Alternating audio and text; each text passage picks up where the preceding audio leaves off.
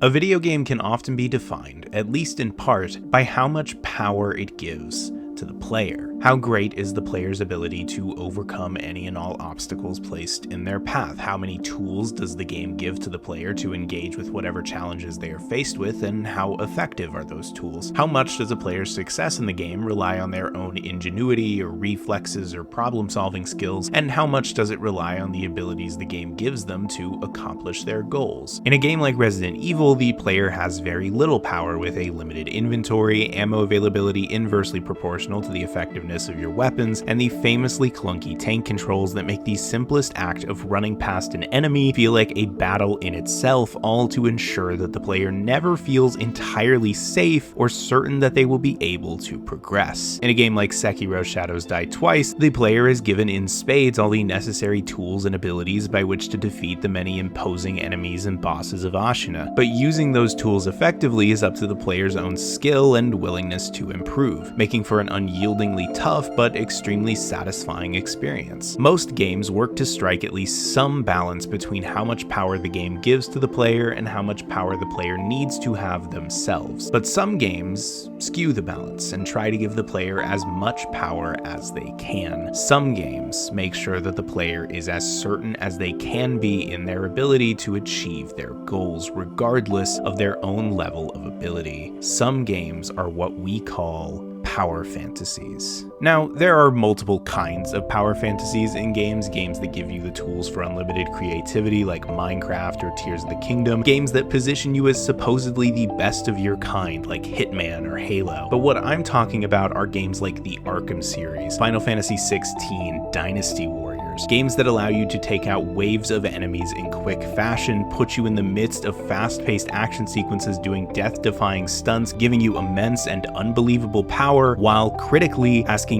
very little of you in terms of skill. You don't have to learn multi-button combos or memorize boss attack patterns over several attempts or utilize complex logic to solve intricate puzzles. One of, if not the main goal of these games, is to make you feel capable and powerful at all times. And a little over a year ago, we got a game that I think epitomizes this type of power fantasy better than perhaps any other, and that game is Insomniac's Spider-Man 2. Through its incredible traversal, its combat tweaked in small but significant ways from the original, and its narrative of power and powerlessness, Spider-Man 2 is perhaps the best representation of the video game power fantasy, for better or for worse. And so today, I want to examine how exactly this game achieves that, how that affects the game's identity, and how it interacts both in good and bad ways with the game's narrative and thematic goals. And the most natural starting point is with the primary way most games give the player power, the gameplay itself. Video game power fantasies tend to build their gameplay on a very simple philosophy: playability over complexity. As I mentioned before, a key part of the power fantasy is allowing the player to overcome any obstacles while asking as little of them as possible. Take Spider-Man 2's traversal, perhaps the most universally loved thing in these games, in no small part because of its relative simplicity. In something like Red Dead Redemption 2, traversal isn't necessarily difficult, but it does ask a lot of the player. You have to make sure that your horse is well taken care of, movement is generally pretty slow at the best of times, and there are multiple things that can occur to prevent you from getting where you're trying to go, like enemies or environmental hazards. But with Spider-Man 2's web swinging, you can generate blistering speeds with ease and make it from one side of the map to the other in very little time. This is due in part to the game world itself being built to do nothing but facilitate the player's forward momentum as they move from one point to another. No matter where you are on the map, there is something for your webs to stick onto, whether you're doing normal web swinging or web zipping all around Central Park, and the addition of the web wings and wind tunnels makes any small areas where speed and momentum might get cut short suddenly a simple, quick transition to another area where you can continue on. They can even act as an effective means of getting from one part of the map to another on their own. And all of this with only 4 inputs: the triggers for shooting webs, the X button to let go of a web and help increase your speed as well as web zipping, and the triangle button which deploys the web wings. It's so easy that just about anybody could be flying through New York City without any issue, doing complicated acrobatics that as a kid kid, I always wished I was able to do in Spider-Man games, and now I can, and it makes me very happy. I don't even know why there's a fast travel system in this game. Why would I want to get around any other way when this is so much fun and almost as fast? And when you get where you're trying to go, you're likely to fight some bad guys, either in stealth or in open combat. And both of these are designed in such a way to make you feel deftly capable, putting sensible limits on your abilities to keep things interesting, but never enough to make you feel like you aren't able to succeed at any given time. Clearing a room in stealth is as easy and satisfying as it's ever been, with the game's indication of who is and isn't safe to attack and the inclusion of the web line that allows you to make any path for yourself that you need. This isn't Splinter Cell, where your success in stealth is dependent on your patience and creative uses of in-game tools. No, you can clear just about any room in the game in less than 5 minutes and never get caught, and it never got old for me. Not even the Arkham games made me feel this cool in stealth. But on the off chance that you do get caught and enter open combat, you're still more than capable of handling the situation. The combat was changed quite a bit between the first game and this one, with a number of new mechanics, but they all function towards making you feel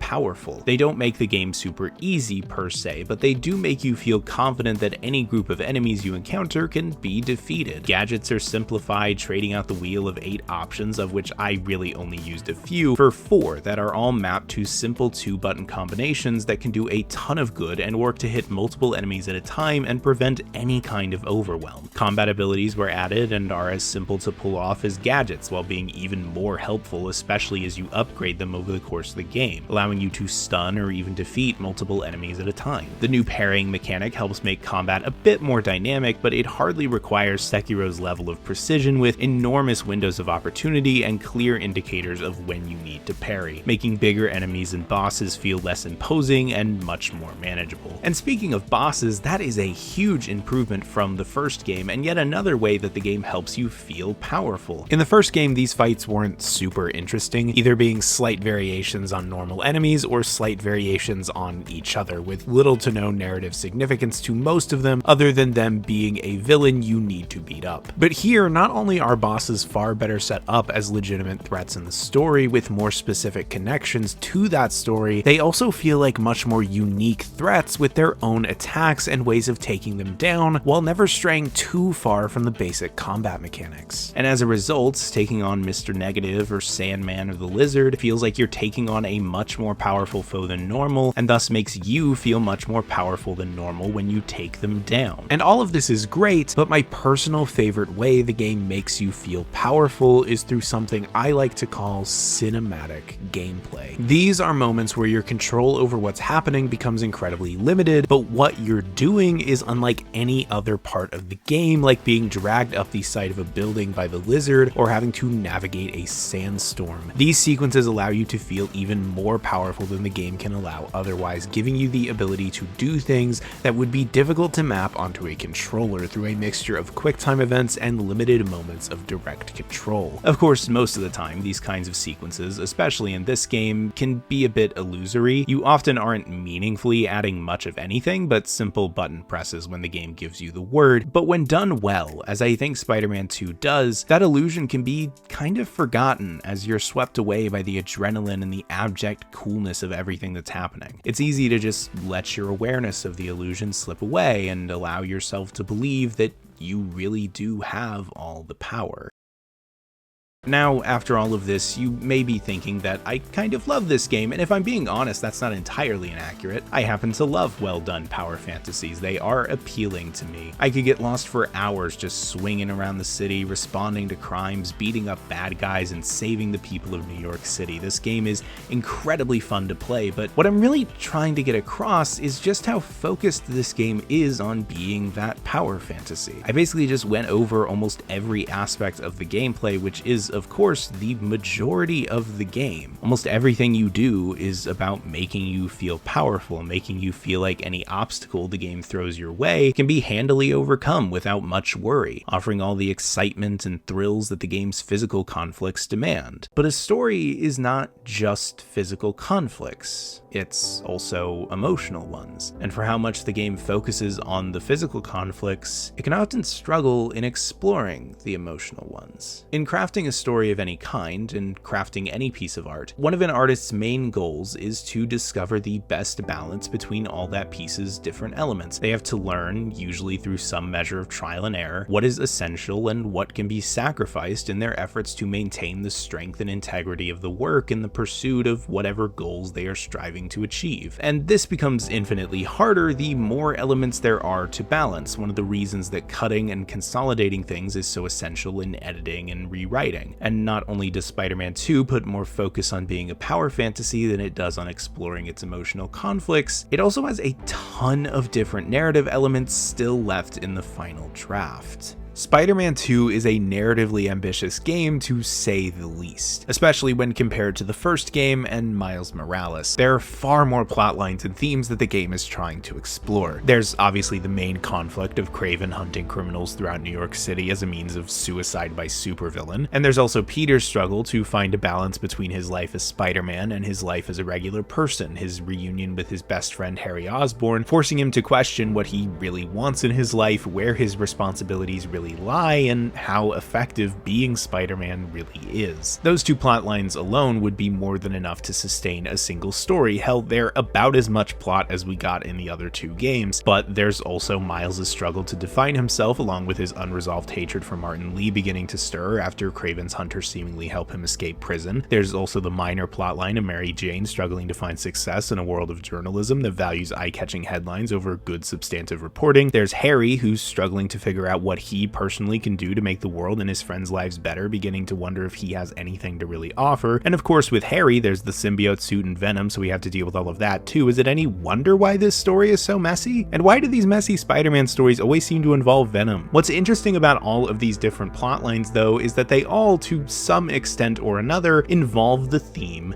of powerlessness. Kraven is trying to find somebody worthy of killing him because he has cancer and refuses to concede powerlessness over his own body, instead seeking to die on his own terms. Peter worries that he isn't living effectively as either Peter or Spider-Man, his optimistic attitude starting to become untenable as he continues to lose jobs and fall behind on the mortgage Aunt May left him, and his work as Spider-Man never seems to pay off in any lasting way, leaving him in a constant cycle of frustration and powerlessness that he is trying to hide within himself. Miles is watching his friends succeed and make progress in their lives because they have the time and energy to focus on those things while he's busy being Spider-Man, feeling powerless to his own sense of responsibility to others and his own inability to define himself outside of that. MJ feels powerless to the people above her, namely her boss J. Jonah Jameson, struggling to retain her own voice while also struggling to make sure that somebody will hear it. And Harry feels powerless because he's not sure what he can actually add to anything. Not as smart as Peter Parker, not as rich as his own father, certainly not as powerful as Spider-Man. And with all of that, this is a story about people who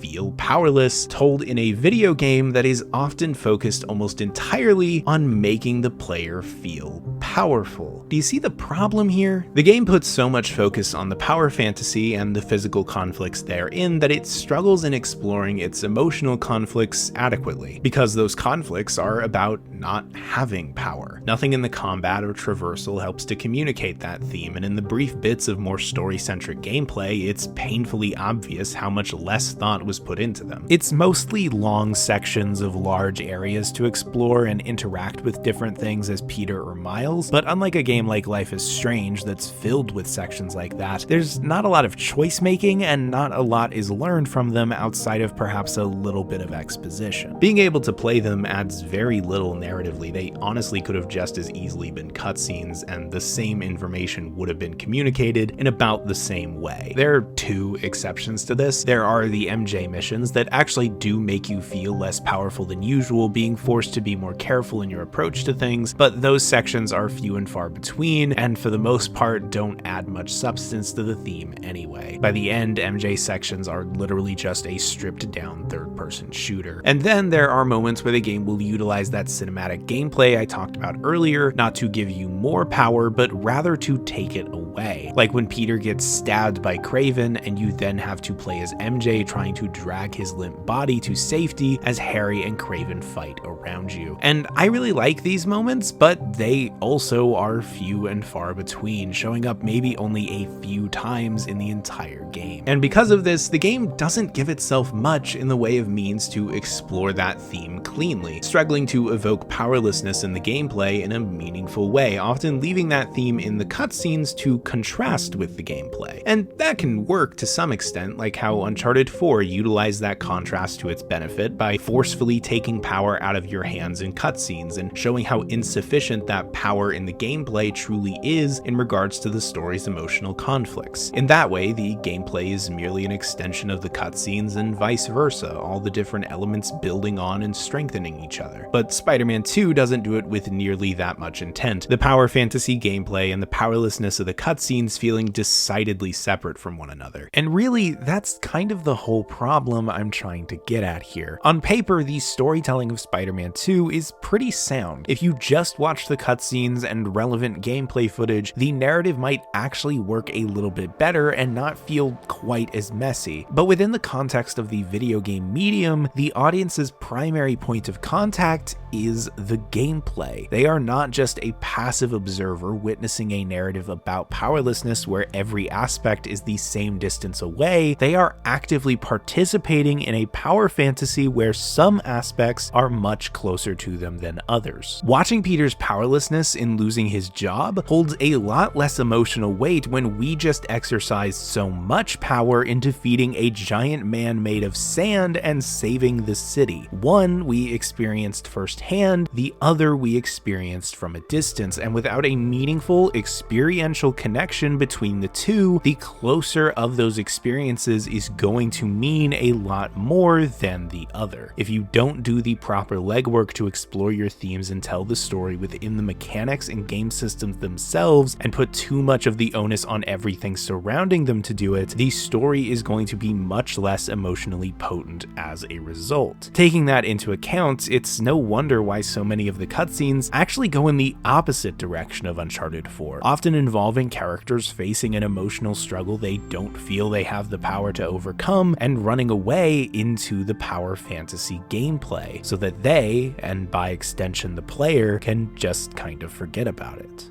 And that speaks to the appeal of power fantasies on some level. We don't engage in them simply because we want to feel like we can fight giant lizards or save the city. We do it because our grades are slipping, or we're behind on rent, or we're struggling with medical issues, or the world feels like it's falling apart around you, and for one reason or another, we feel powerless to all these problems, restricted either by our inability or our fear. We want to feel powerful in these big ways because we feel so powerless in such comparably small ways. And so we don't want to feel powerless in our power fantasy. And that seems obvious, but it creates an interesting narrative problem in a power fantasy game about powerlessness. How do you create and explore the feeling of powerlessness through interactivity without betraying the very purpose of the power fantasy itself? Well, the game's solution is the symbiote.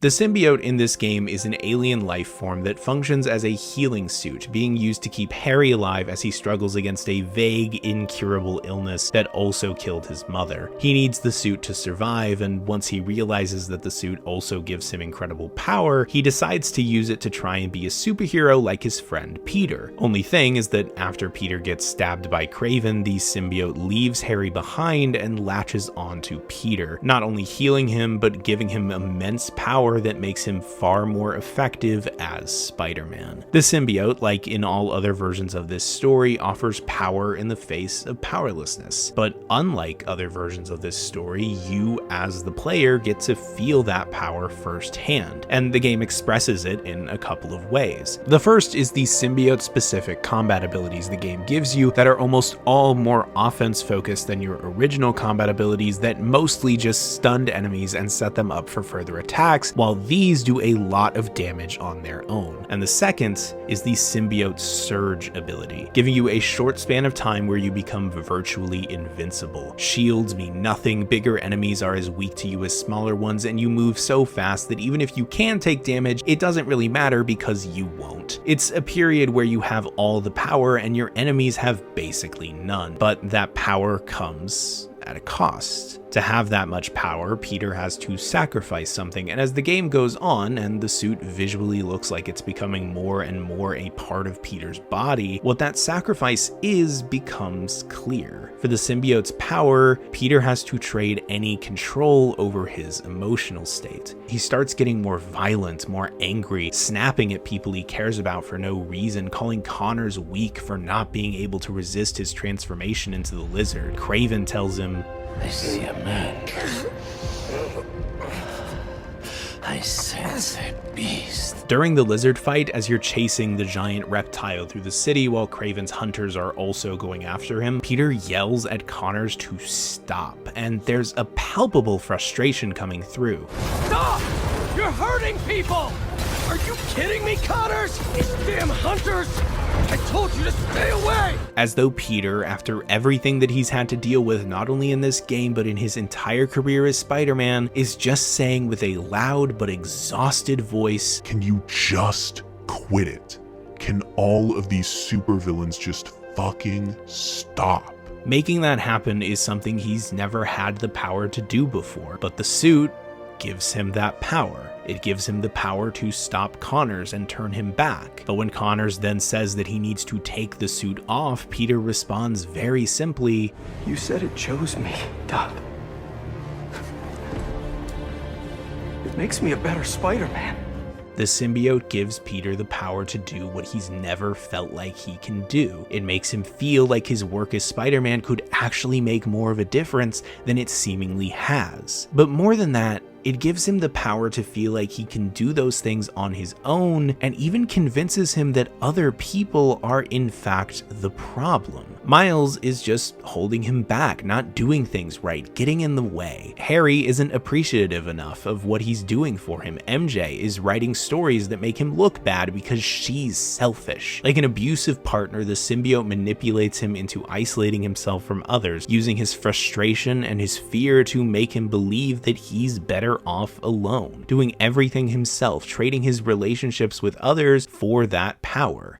And on the surface, this does seem to be a decent solution to the game's narrative quandary. It allows you to feel the power, persist in the fantasy during the gameplay, while still working through the cutscenes to express the price of that power and how a sense of powerlessness makes that price seem reasonable even if it isn't. But it still has a pretty significant issue. The player never gets to feel that trade-off themselves. We only feel how much more effective we can be at overcoming these physical conflicts, not how much less effective Peter becomes at overcoming his emotional conflicts. When Peter says that the symbiote makes him a better Spider-Man, it pretty clearly comes with the implied yes, but at what cost? But we aren't feeling that cost. We only feel how it's making us a better Spider-Man. It takes that distance between the player and the narrative we had before and widens it even further. Because while the player is getting to feel all of this power just the same as Peter, they don't have to make any of the same sacrifices for that power. And the emotional strength of those sacrifices is hampered considerably when the game always gives the player a way out of dealing with them simply by ending the cutscene. Well, actually, there are some moments where the game communicates this trade-off in the gameplay. One major example is when the symbiote takes control of Peter's sleeping body after Craven's hunters find his home. And instead of playing as Peter, you play as MJ, having to sneak past those hunters while you witness Peter, controlled by the symbiote, causing absolute havoc, screaming into the night like a monster.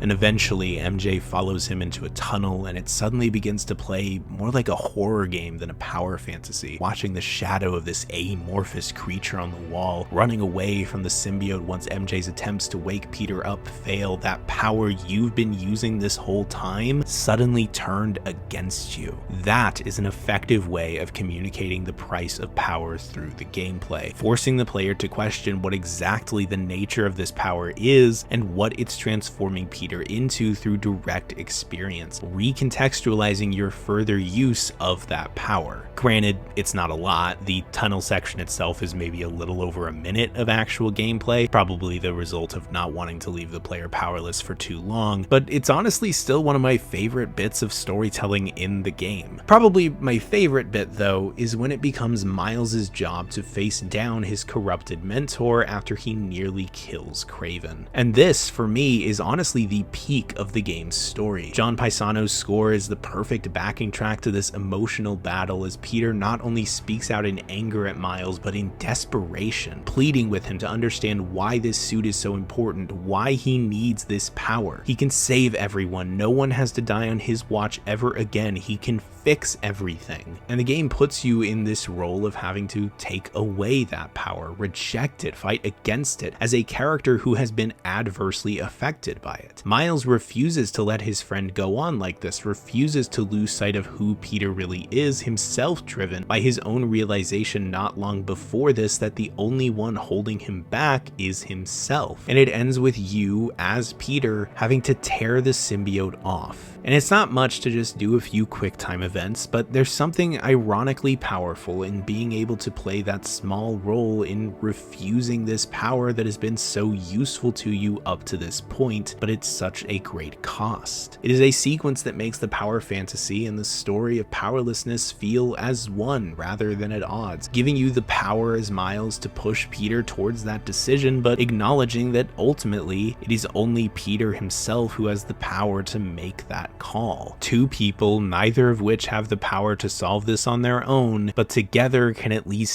start to make things right. Ultimately, Spider-Man 2 is defined by its palpable struggle between its commitment to being a power fantasy and its narrative ambitions as a story about powerlessness, the struggle between its physical and emotional conflicts. The balance between the two is found only on a few occasions, but when it's found, it can be masterful. The rest of the time, though, the game feels at least a little bit lopsided. It's noticeably straining to achieve this impossible feat, but I can only commend it for the work it puts into trying. Spider-Man 2 is an imperfect, struggling, messy game that I nevertheless have a strong fondness for, warts and all, if only for how genuine and sincere its efforts are. And that fight between Miles and Peter was honestly the best way they could have possibly concluded the game. The ultimate realization of that balancing act, a wonderful last hurrah before the... Oh, I'm sorry, what? What'd you say? That wasn't the end of the game? There's like 5 more hours left? What more does the game have to do for like 5 hours? What am I forgetting? Hold on.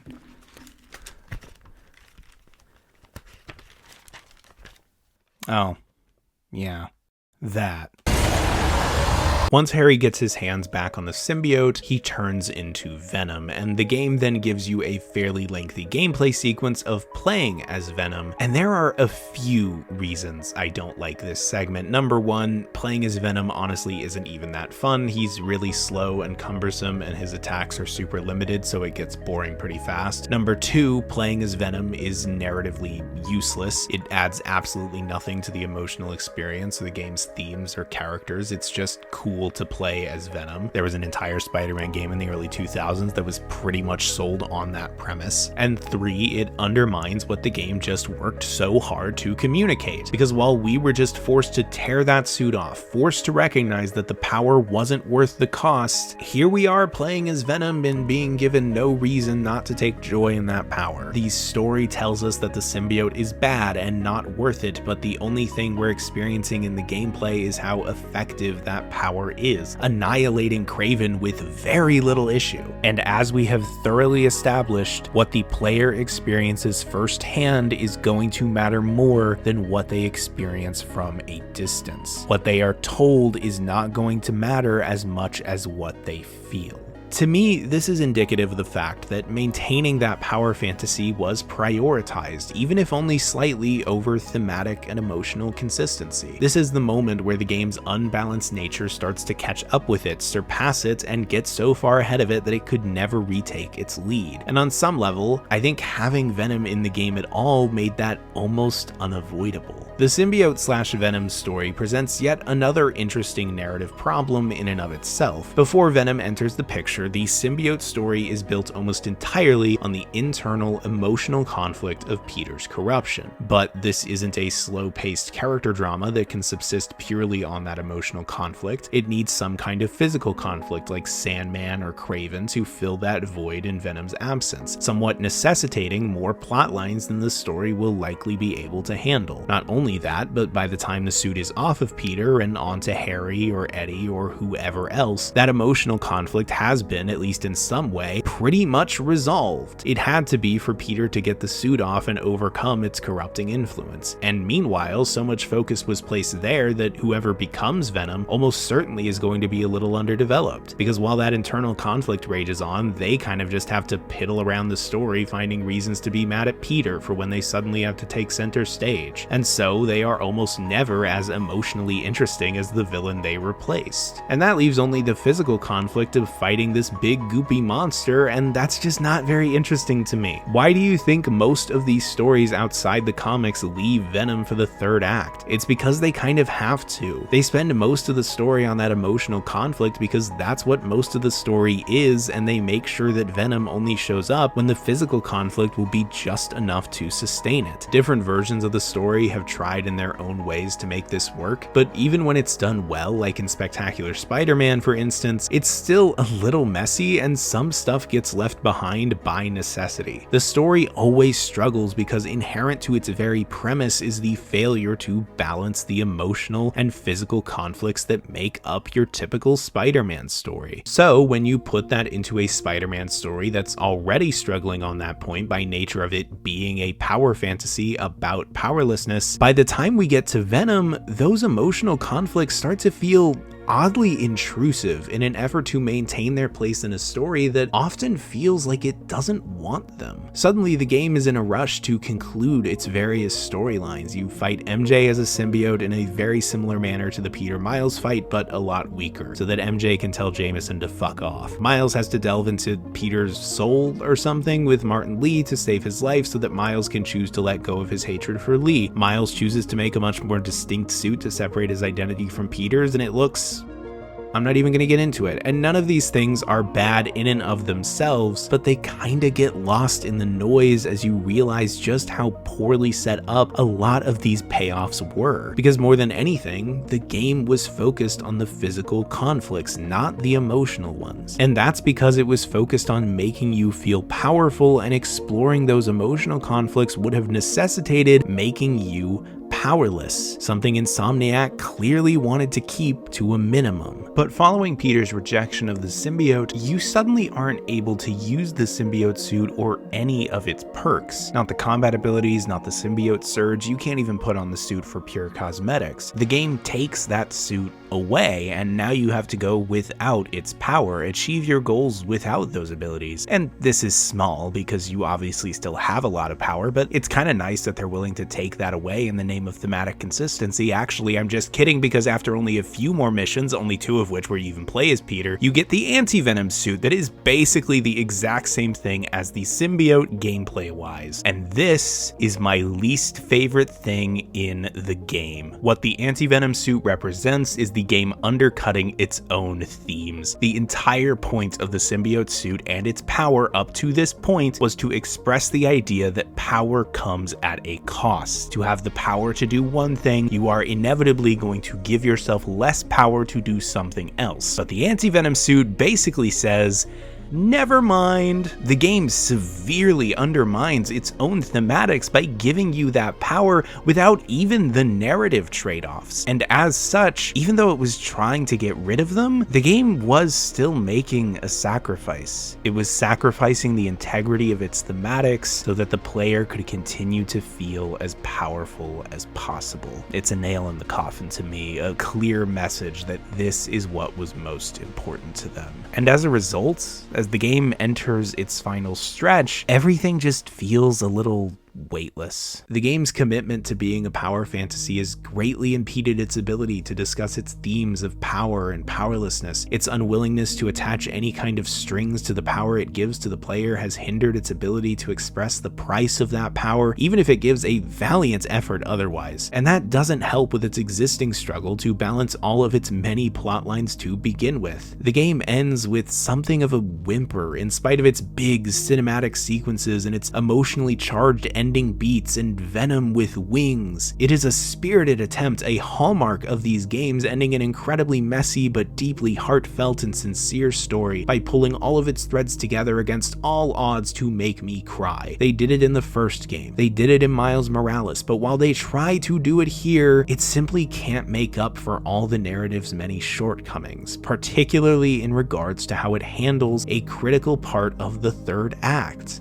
Harry. And they tried. By God, they tried. They tried to make Harry feel like he mattered. They tried to make his turn into Venom feel significant. They tried to make his relationship with his parents feel important. His relationship with Peter feel important. They tried and didn't always fail, but by the time Harry becomes Venom, by the time you're fighting him at Midtown High, by the time he manages to reject the symbiote, and by the time Peter tells his best friend that he loves him as he dies, all I can think of is how little I feel like I know Harry, how little I feel like I understand his struggles or what he wants or why he wants it, how little I understand why they all are so unwilling to realize that Harry is too far gone. Just typical hero speak about how he's still in there that rings kind of hollow. Because with everything the game was trying to balance, it just didn't have enough time or space for him. And when he's the most critical aspect of the third act, that failure leaves the story powerless.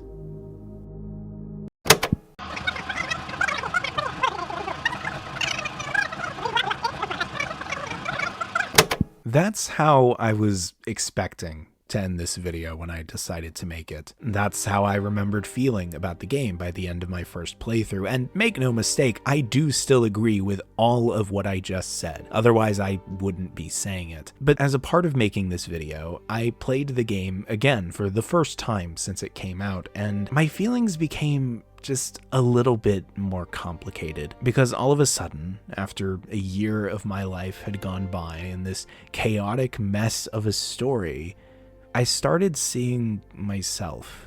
I saw myself in the game's palpable struggle to balance its own goals, the game's desire to be all at once an escape from a world that's complicated and messy and scary at the same time that it wants to engage with it on some level, confront it and understand it, maybe help change it for the better. I saw myself in how it allowed that escape into fantasy to dominate it. I saw myself in Peter trying as hard as he could to succeed but always seeming to fail. I saw myself in Miles as he felt like he was getting left behind. I saw myself in MJ starting to wonder if her voice was even worth being heard. I saw myself in Harry, afraid that he had no power at all. I saw Harry a lot more on my second playthrough, actually. On my first run, I felt Harry was underdeveloped, and I pointed to that as the primary reason why the third act stumbles so heavily. And to some extent, I think that's still true. Much of Harry's development over the course of the story doesn't become clear until you know where it's headed, which just isn't a great way to tell a story. But it is there.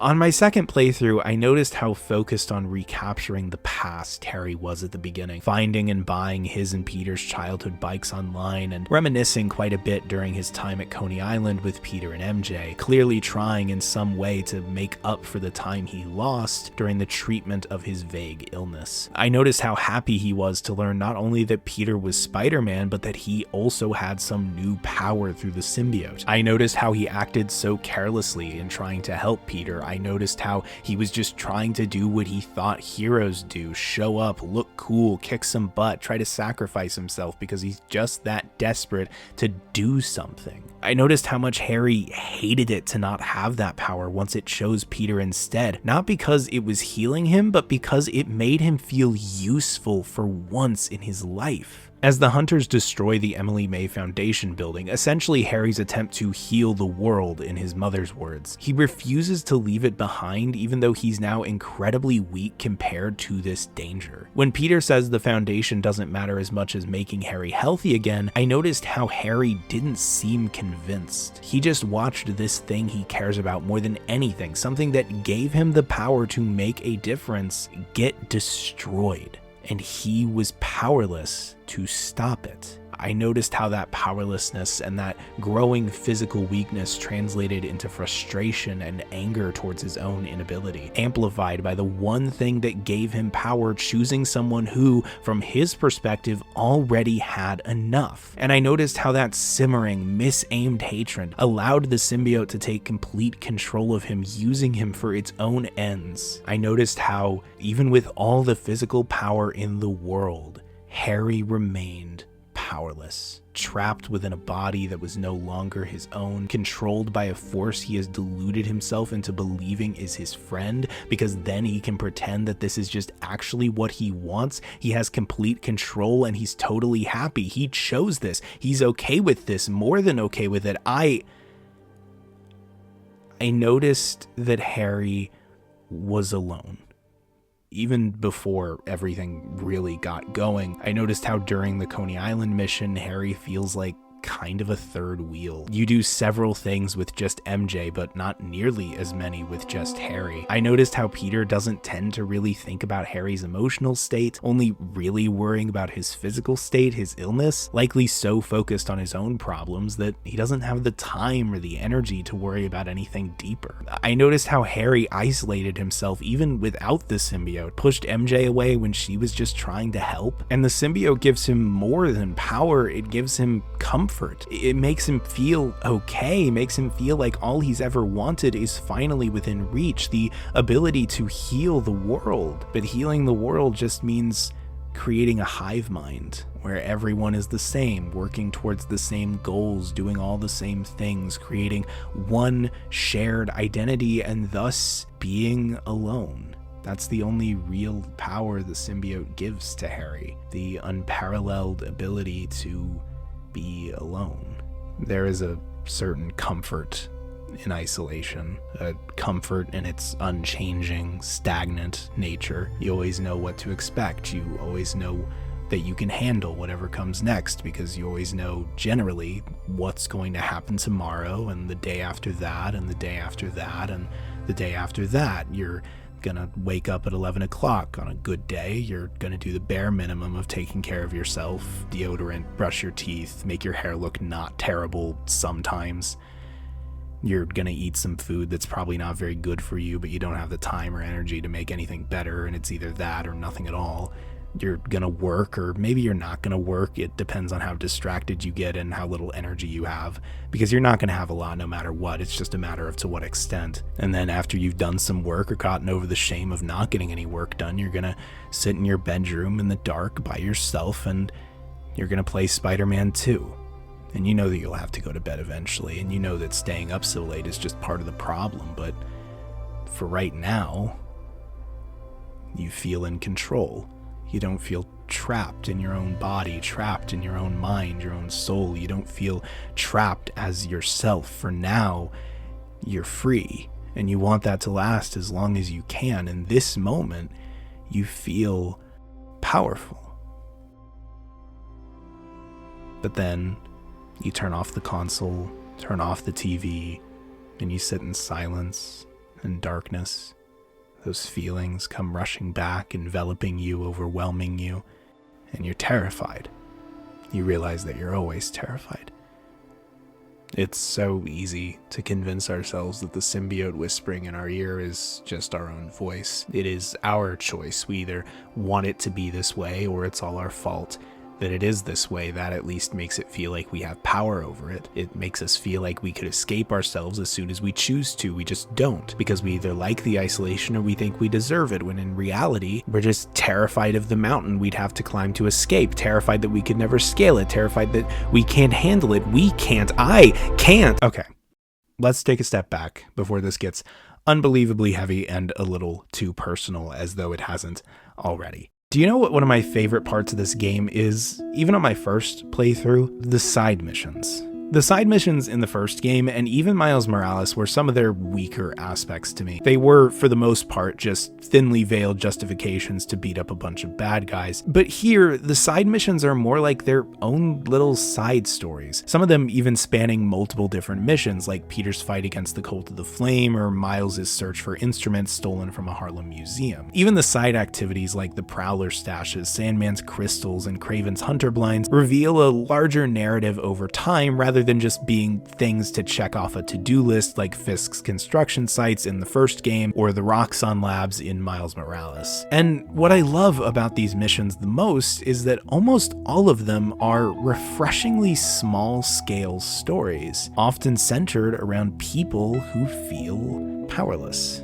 There's a mission where you get to play as Haley, tracking down different spots of crossed out graffiti and filling them in, only to find the one doing it and realizing they hate their own art and feel like they aren't getting anywhere with it. And Haley encourages them and works with them to build them up. There's the search for Grandpa Earl in Central Park, finding love letters between him and his late wife, ending with you just sitting with him for a moment and listening to him talk about how much he misses her and the fear of confronting his own imminent death. Finding comfort in reminiscence and sharing that space with you for a short time. There's Howard, asking you to find his birds a place where they can be free because he doesn't think he can take care of them anymore, and with a gorgeous sun-soaked backdrop and the calming sound of the Alessi brothers' song Seabird, you lead the birds to a place on the other side of the map, only to then return to Howard and find his body being placed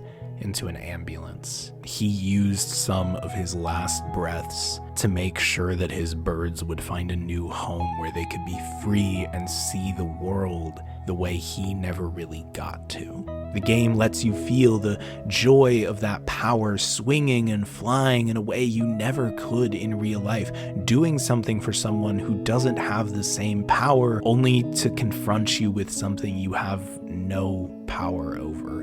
It's so small, so inconsequential in the grand scheme of things, like most of these missions are, but when I left Spider-Man 2 last year, it was Haley and Grandpa Earl and Howard that stuck with me above all else, because they were these small moments where you weren't saving the city or chasing the lizard through the streets. Instead, you were just being there for somebody in a moment when they needed you. And I saw myself there more than I saw myself anywhere else in the game. Not only in the way that I have the ability to do that myself, but in the way that I need that.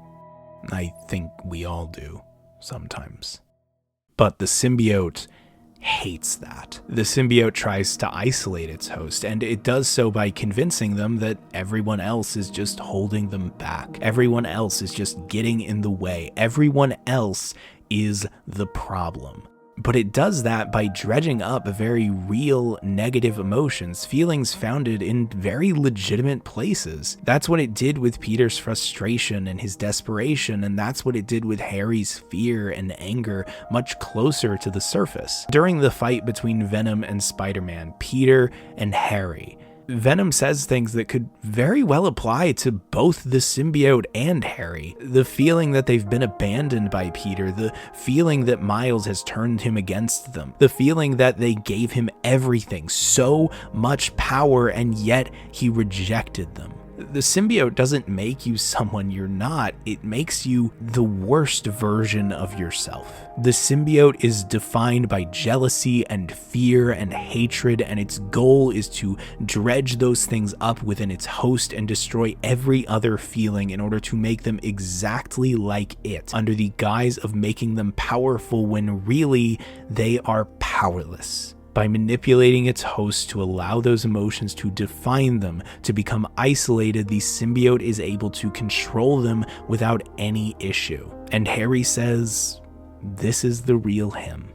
Harry says that this has given him the power to do what he always dreamed of doing. Harry accepts it because that makes him feel like he has power over it, even when it's just a mountain he's too afraid to climb. And what I noticed on my second playthrough, more than anything, was that all three, Peter, Miles, and MJ, never gave up on him. On my first playthrough, I read that as your typical hero speak in a story like this where someone they love is corrupted by some evil force or another. But what I realized in that second playthrough is that they are seeing a friend at their worst, seeing their deepest, darkest, most hopeless and terrified self, and still refusing to let them go, refusing to believe that's all they are. Because someone else did that for them before, showed them that no matter how deeply rooted it is, no matter how insurmountable that mountain seems, the worst of you is not all of you. Peter couldn't escape the symbiote without Miles refusing to give up on him. MJ couldn't do the same without Peter refusing to give up on her. And for Harry, that rot was deeper, that fear more foundational, more inseparable, but all of his friends refused to give up on him anyway. Power, true power, cannot be found in isolation. The most fantastical aspect of the power fantasy is that you could have all this power alone. And Spider-Man 2 isn't ever willing to fully admit that. In the gameplay, you have all the power by yourself. I think that, more than anything, is the source of its narrative struggles, but that reality is still in there. Even if it's deep inside, it is still there. After all, Miles only found himself because of how much the people in his life were there for him every step of the way. MJ only discovered the strength to stand up for her own voice because Peter was there to remind her of what she really wanted. It is there, sitting on that bench with Grandpa Earl and freeing Howard's birds, because the worst of it isn't all of it. Harry proved that, ripping that suit apart, revealing himself underneath, and allowing Peter to use his anti-venom suit to destroy it. A power that came from the support of somebody else in a moment of fear and grief and powerlessness. Maybe the anti-venom suit did come with a cost, just not the kind of cost I was thinking of. It was the cost of comfort, forcing Peter to accept pain as a reality, but also to accept help when it's offered. This is a story about becoming so caught up in our own struggles, our own pain, our own fears, that we fail to be there for the people who need us the most. Becoming so trapped within our own heads, so overwhelmed by our own problems that we can't see what's going on outside until it's too late. Whether that's someone who needs our help or someone reaching out to help us. And in that, it's a story about asking for help and accepting it when it's offered, realizing that the only way to climb that mountain is by reaching out and finding others who will be there for you, or being receptive when someone else reaches in. That's what Harry did. And Harry had to let himself become powerless to do that, even to the disease ravaging his body. But by doing so, by opening himself to help by others, by his friends, he showed just how much power he always had. And that power is no fantasy.